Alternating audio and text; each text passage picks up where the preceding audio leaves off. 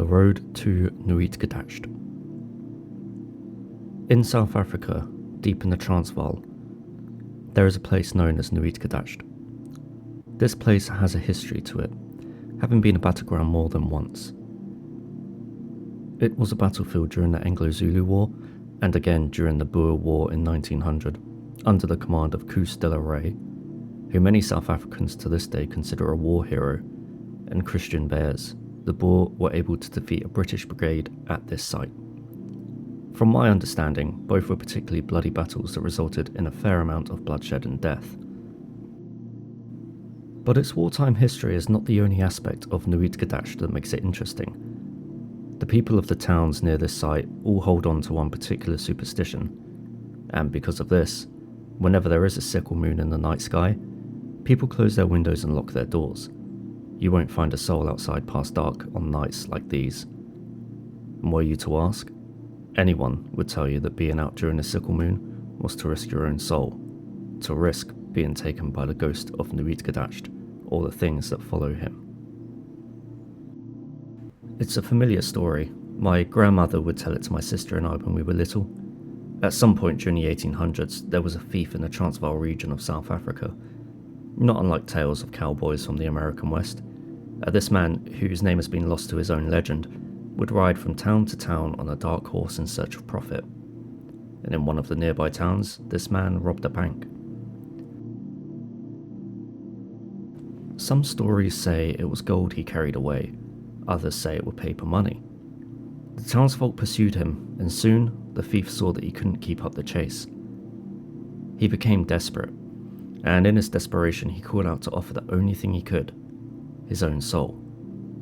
To the devil, he offered his soul if only he could escape with his riches.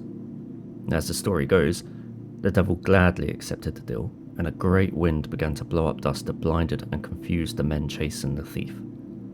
With a giddy laugh, the man rode off into the wilderness, into the cliffs where he couldn't be found. And there, somewhere deep among the rocks and cliffs, he buried his treasure, so that no one could take it from him, securing his wealth. But of course, the devil had fooled the man. The terms of their deal was that he was entitled to the man's soul after he had escaped with the stolen riches, not necessarily only after the man had died. And as soon as he had buried his money, the devil appeared to the man, ready to drag him to hell. The rider, in a state of panic, jumped on his horse and rode with all his might in an attempt to escape his fate. At some point in his flight, the man realised he had not marked the burial spot of his treasure, and he couldn't remember exactly where in the cliffs he had hidden it. To torment him, the devil cursed him. He would forever be chased by the legions of hell in an eternal search for his hiding spot, and so, every night under the sickle moon, the thief returns on a horse whose hooves kick up glowing embers and rides through Nooitgedacht in search of his treasure. Now, I never believed in ghosts, but I do believe in money, and so when I was 16, I figured I'd go see for myself if there truly was a buried treasure out in the wilderness.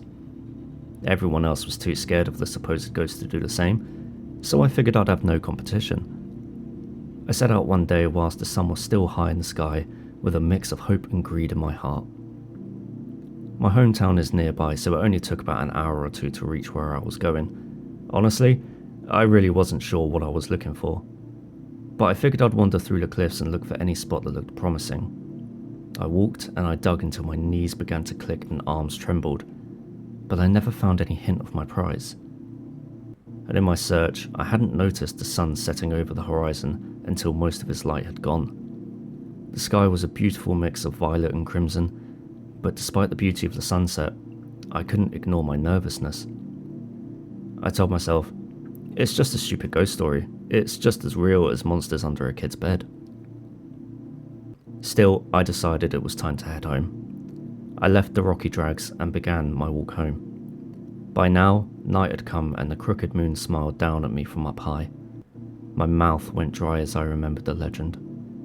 But it was just a ghost story. It was never supposed to be real. I felt the road beneath me quake as the sound of hooves drummed in my ears. My heart dropped and my knees nearly failed me. I turned around to look down the road. There was a figure in the distance, one rapidly growing nearer and nearer. His skin wasn't pale, it was pure white like snow, and cracked like dry clay. His eyes were like burning coals, and tongues of fire spilled out of his open mouth. His pitch-black horse had hoofs that glowed like hot iron, smoke billowed from his nostrils, and his eyes were the same as its rider's. I ran off from the road into the wilderness. I didn't turn back until I was hidden behind a boulder. In truth, it's not the rider I was afraid of. He was terrifying, of course, but he didn't compare to the horrors that trailed close behind him. The legend had said that the legions of hell chased after the rider, but I had imagined cartoonishly red demons with bat's wings and pitchforks flying after him. Not this. The fields of wilderness behind him were swallowed by an even line of flames, like a brush fire. As he rode, the burning line pushed forward with him, hungry to swallow him. Behind that line was what I can only describe as hell. It was as if earth and hell had begun to merge together. There was an abyss of blackness behind that fiery border, and I could see hands, faces, whole people trying to claw their way out of the dark. Their skin was black like tar and cracked like the rider's, but through the cracks I could see glowing red and orange, like a burnt tree stump filled with embers, and I could hear them, a million groans and screams of damned souls. It's a sound I'll never be able to forget. And as I watched from my hiding spot, I realized that the things in the pit weren't trying to escape their fate. They were reaching for the rider, grabbing at the air in his direction, yearning to pull him into hell with them, horse and all. I stayed there behind that boulder until morning, praying to God that they wouldn't find me, that I wouldn't share their damnation. When morning came, I decided that I'd give up my search for the treasure, let the man have his money. I wanted to go home. When I left my hiding spot, nothing remained from the night before. No fire, no ash, no demons, nothing. Of course, people I told about it called me either a liar or an idiot. A lot of them laughed at me for it, but I know what I saw that night. So please, for your own sake, keep away from the road to Nooitgedacht.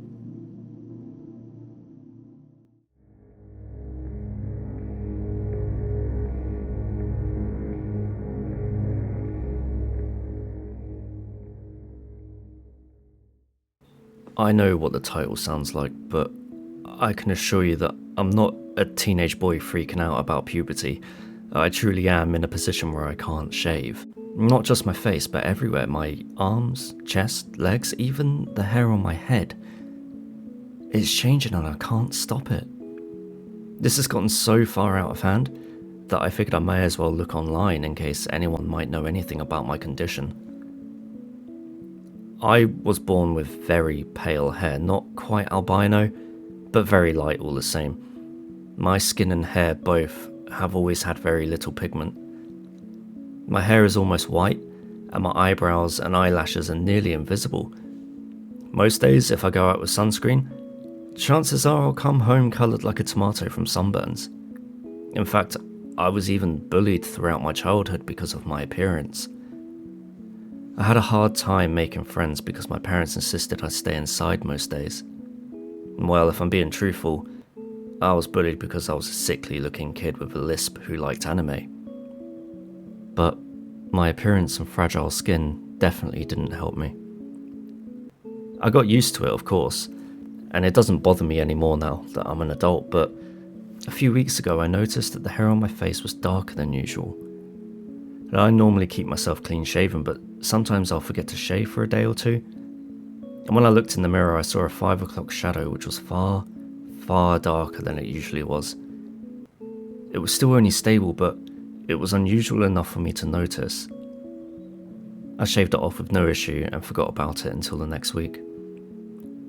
Normally, I live by somewhat of a schedule. I need to shave maybe once every 2 or 3 days.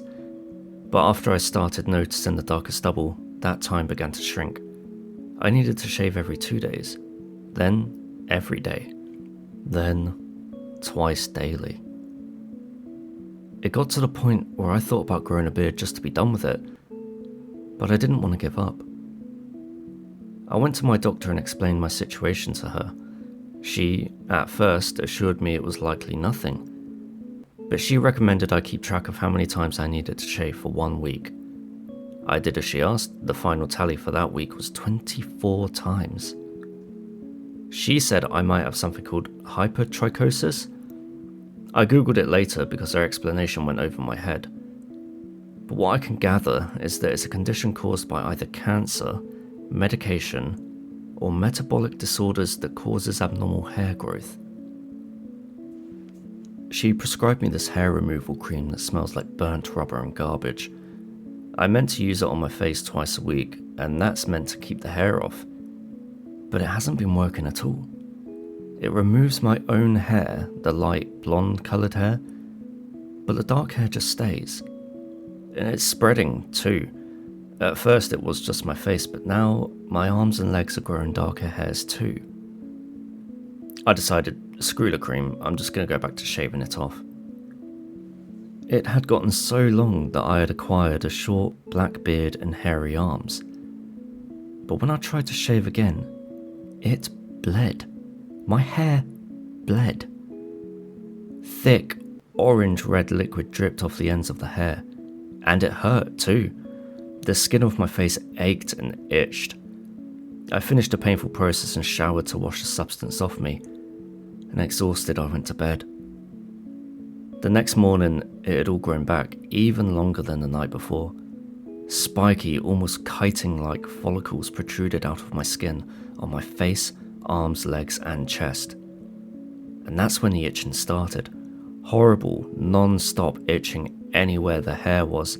I went back to the doctors, but they had no idea what to do, other than giving me an anti-itch cream.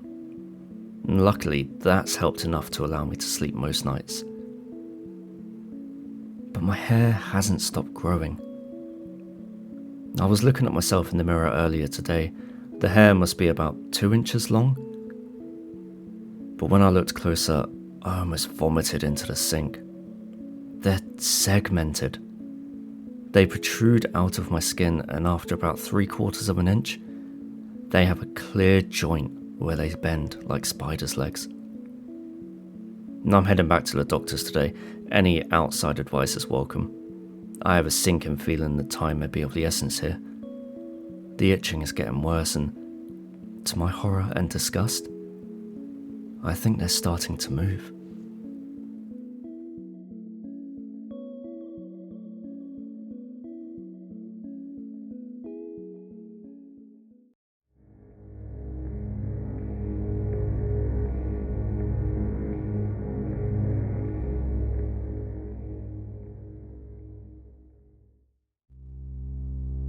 Hush, my child, don't make a sound. The trees are listening all around. Step too light, breathe too deep. The wind may stir, the roots may creep. No whistle, no tune, no laugh, no cry, or something wakes where shadows lie. For in the brush it walks unseen, and follows where the children dream. So hush, my child, stay silent, stay small, or you may never come home at all. Words have haunted not only my dreams, but my waking reality for most of my life. It's the nursery rhyme that our parents sang to us almost daily as children. Only now, so many years later, do I realise the truth behind those words. I know this is long and I'm sorry for that. There's a lot I need to cover if I'm to accurately describe to you what happened. I grew up in a small town in Virginia, the kind that had more trees than people. The woods bordered everything, homes, schools, even the old gas station where the clerk, a stooped man with a slow drawl and a permanent smell of tobacco, sat perpetually perched behind the counter, watching the town age. Everyone who grew up here knew the stories. The woods are old, older than the town, older than the roads that cut through it. They have many myths, fables, and legends around them. Some are bright, most not so much. And they say thousands of people go missing yearly in the wilderness of the United States. And if that's the case, I wouldn't doubt that a good few of them end up in a place like this.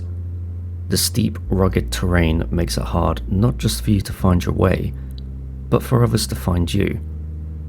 The woods have a way of sucking the lost in deeper, using one's own panic to further disorient and confuse them. If something does go missing here, the chances of finding them again are relatively low. The adults in our town knew this, and so they gave us a set of rules to keep our names from being added to that long list of missing persons which our town had developed over the years. They were simple and made sense. Don't wander too deep into the forest, be back home before dark, never go alone, always stay on the marked paths. They were clearly designed to be rules for the woods, but our parents applied the more general rules to our everyday lives. For instance, even if we weren't playing in the forest, we were expected home by 6 p.m. sharp. Still, even with this broader definition of our commandments, there was a clear emphasis, a deep and serious tone that went hand in hand with the wilderness. None of us knew why, but we knew that you don't question the rules when it came to the forest. Along with these came another set of rules that didn't make quite as much sense as the first. A set of laws that were just as serious as its predecessor that no one my age, or even the adults, really seemed to understand. And whenever we inquired about them, we'd be told that this is just how things are here. It's the way our parents, their parents, and their grandparents had been raised for as long as anyone could remember. And so, each generation goes through the motions of our unspoken, instinctual law without truly understanding why. Don't whistle or sing in the woods. Don't look at the trees for too long. And if the woods get too quiet, turn and leave immediately. If you can hear something behind you, walk, don't run, and never look back. We were to stick by these rules, and deviation from them would usually incur severe punishments. I remember a rumour of a schoolboy who had gone looking for his missing cat in the woods, claiming he had heard it calling out just off the trail. He went to go look, but returned empty-handed an hour later just as the sun had set. His parents spanked him raw, and he was confined to his room for a month. But when you're a kid, after they are spoken, warnings become nothing but words that can be easily forgotten or cast aside given the right temptation. We didn't understand the more sinister implications that our rules had, and the trees were an open invitation, a perfect playground for us to explore, a secret fortress for us to hide out in. They proved to be irresistible. The neighbourhood I lived in was small, consisting mostly of older, retired folk or blue-collar workers. On top of that, I was homeschooled by my father. For a kid in a situation like mine, friends are hard to come by. But I truly believe that while I lacked quantity, the friends I did have had quality in spades. Catherine Werner and I lived across from each other. We met the day she knocked a baseball through my window in my parents' bedroom, while my dad had a heated discussion with her parents about what I can only imagine were reparations for the shattered glass pane. She came up to me wearing a faded baseball cap, a bright red shirt, basketball shorts, and a proud smile. "Hey kid, you see how far I hit that ball? If your house wasn't in the way, I bet it would have gone a whole mile." I shook my head, not without a word. I was too shy to speak. In all honesty, this was my first time talking to a girl my age, and I didn't handle it well. Her short brown hair, green eyes, and freckle-dusted cheeks mesmerized me, preventing my tongue from forming words. "What's your name, kid?" I projected my voice as best I could, in an effort to match her apparent confidence and nonchalance. "It's Richard." "Richard? Like Dick?" She burst into laughter, doubling over her baseball bat, which she had propped on the ground like a cane. I felt the blood rush to my face. Sheltered as I was, I didn't know what that word meant or why she found it so funny. Still, I don't think I had ever been insulted by a stranger before that point, and I felt the need to stand up for myself. No, like Richard, my name isn't Dick. Calming herself from her hysterical giggling, she spoke in a more friendly tone. Relax, Richie, I'm just messing with you. My name's Katie. My defensive outburst had left me feeling even more foolish. I had never even been called Richie before, but for a reason I didn't yet understand, I liked that she had given me a nickname. I tried to remedy my embarrassment with an attempt at a polite. It's nice to meet you, Katie. You said you didn't see me hit that home run just now, right, Richie? Again, I shook my head. No, nah. Her mouth curved into a cocky smirk. Well then, I'll just have to show you again. The rest of the afternoon was spent playing baseball in the front yard. We were fast friends from that day on, and that summer we were attached at the hip, going everywhere together.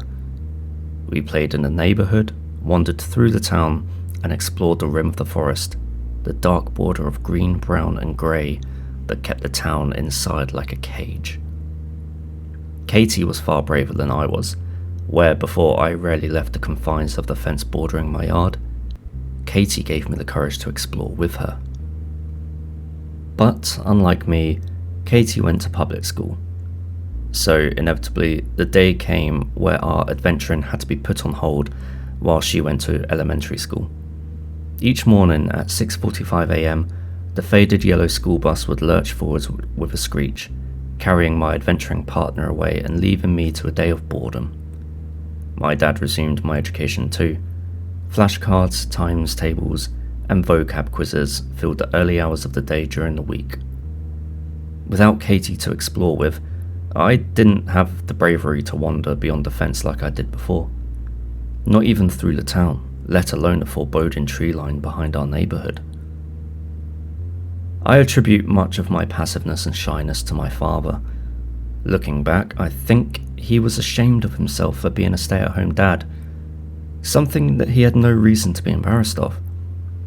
My mother worked as a pharmacist and made good money, enough to support us all. But given the culture of the area and of the time, I believe he felt it was a man's duty to provide for his family.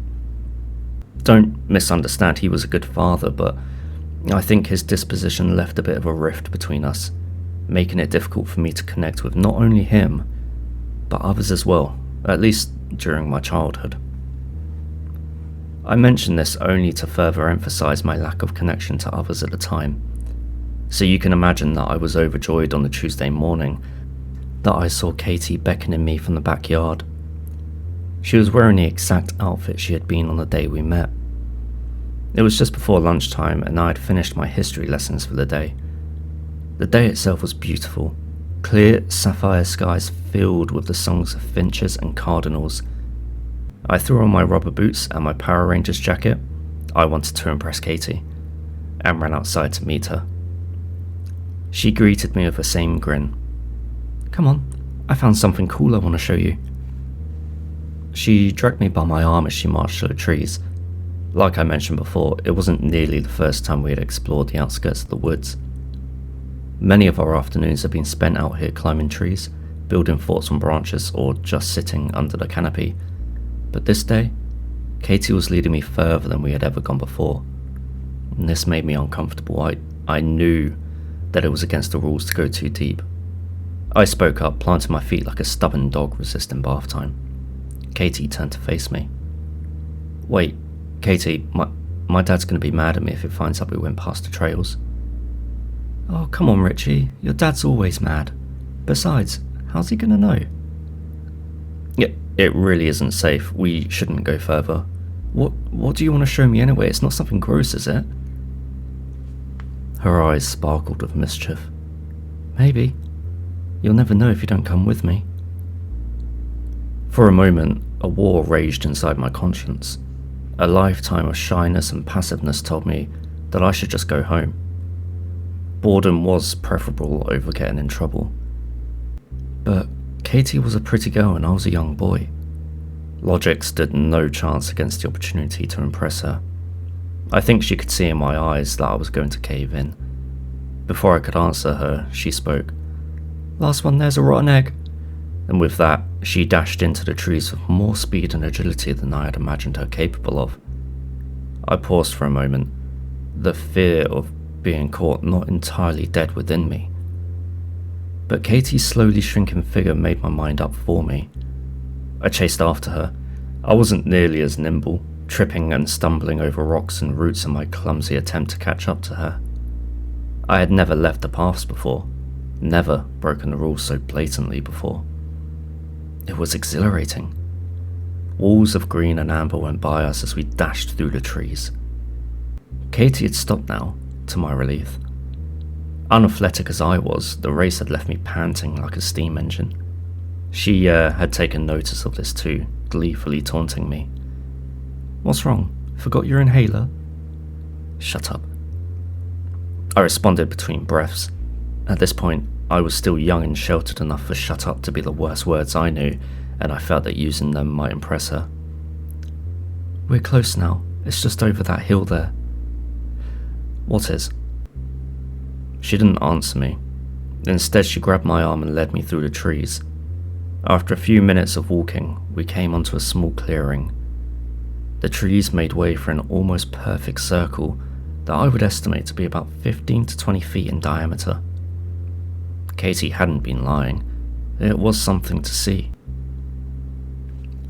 It was like this place was hallowed ground that even nature didn't want to encroach on.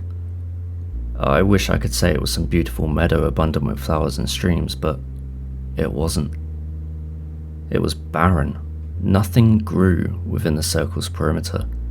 No tree, shrub, or even grass. In the middle of this circle was a formation of stones. The smallest of these came up to my chest whilst the largest towered over me.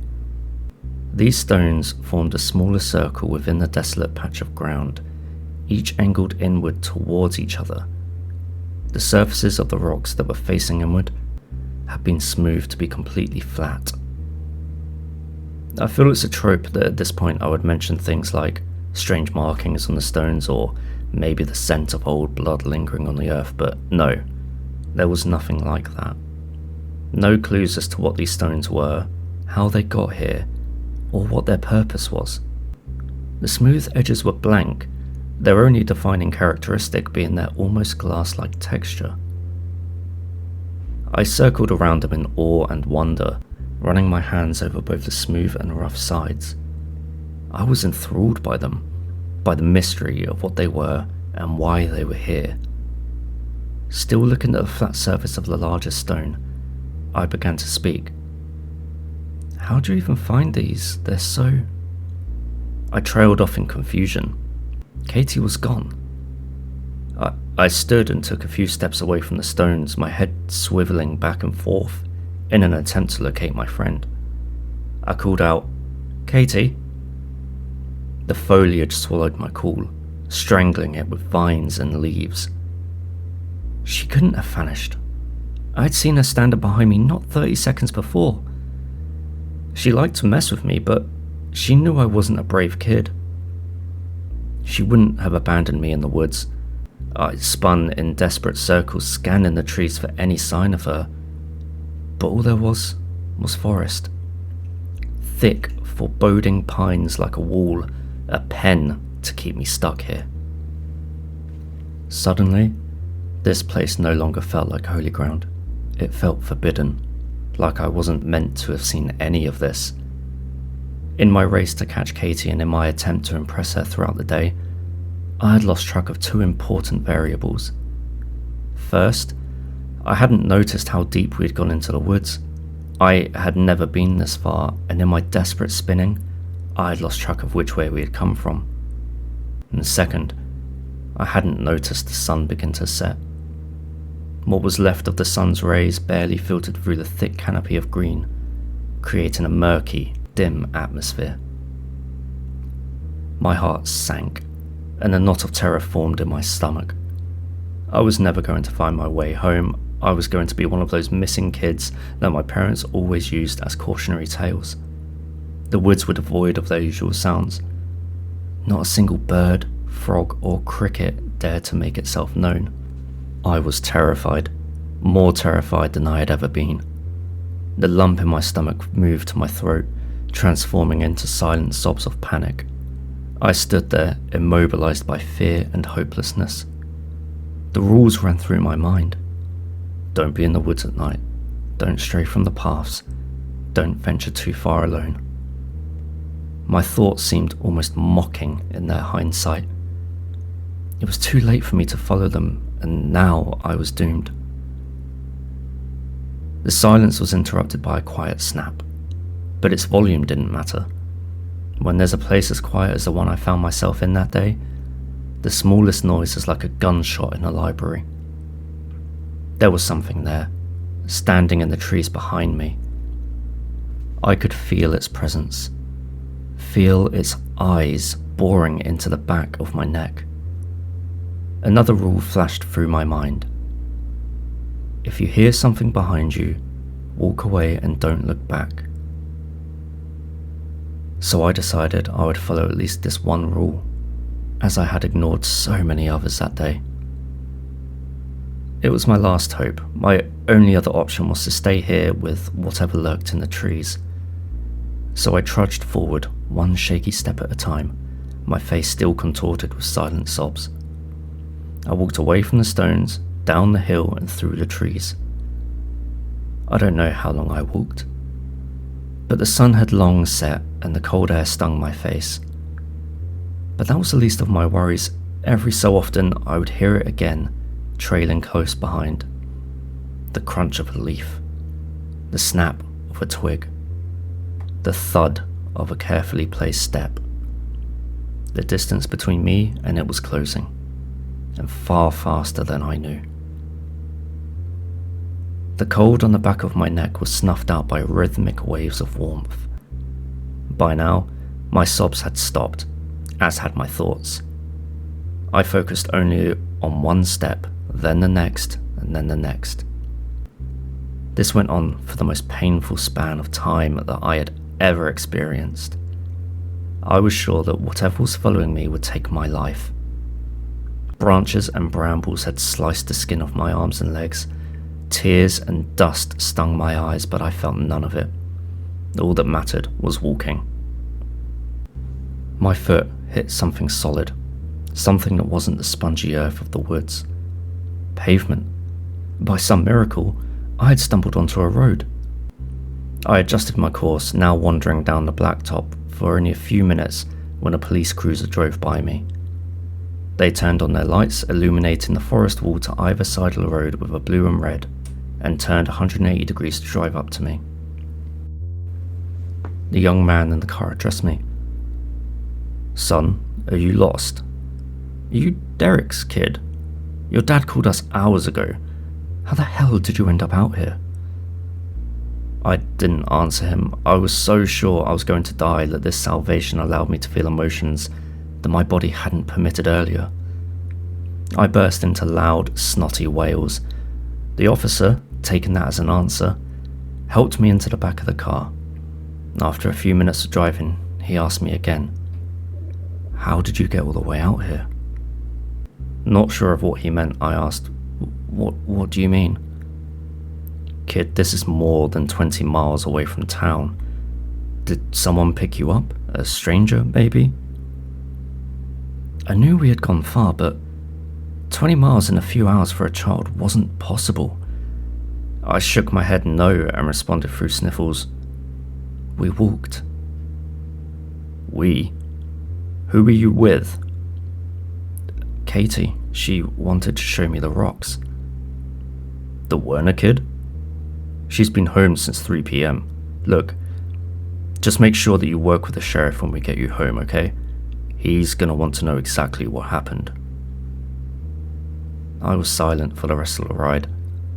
I had escaped the woods, but my dad had called the cops to look for me. I had broken every rule and now he was going to lock me in my room forever, if he didn't just kill me instead. We pulled into the driveway where I spotted the sheriff's cruiser. He was standing by my front door with my dad. I expected anger, punishment, scolding, something. But my dad picked me up in a warm embrace. His normally gruff voice was filled with a level of emotion I had never heard from him before. "Don't ever do that to me again." Fresh tears prevented me from responding verbally, but I nodded against his shoulder.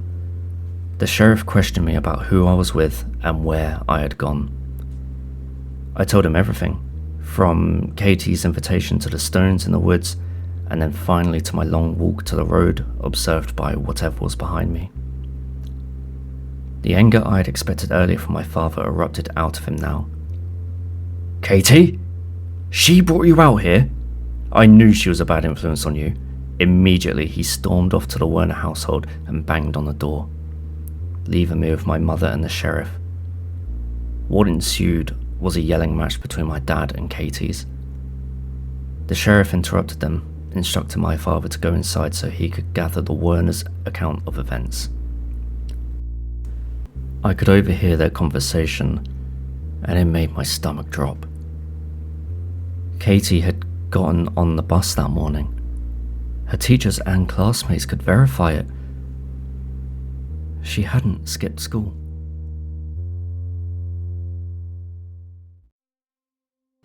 Hi guys, Baron here. Thank you for listening to this episode. I went for a more long-form approach with this episode, and whilst it was a lot more work to get completed, I genuinely enjoyed doing this. I have no experience with editing or using any of the software, so please bear with me whilst I tweak and refine myself with everything. All the stories in this episode were written by one person, Acceptable Ty. I'll link their details in the post below, so please be sure to check them out if you've enjoyed the stories today. In case you missed it, I did actually write a post up. If you didn't see it, I just wanted to mention that I have created a subreddit. It's called BV Submissions, and essentially I would love it if you or someone you know who's an aspiring veteran or hobbyist writer, if they'd be happy to post their stories on that subreddit, and then I'd be able to obviously read them out. Obviously, full credit would go to them. In all honesty, I do enjoy what people in this community concoct up. So, anyway, thanks for listening. If you want to hear more from me, then please consider subscribing and liking the video. Have a great day all. Take care. Cheers.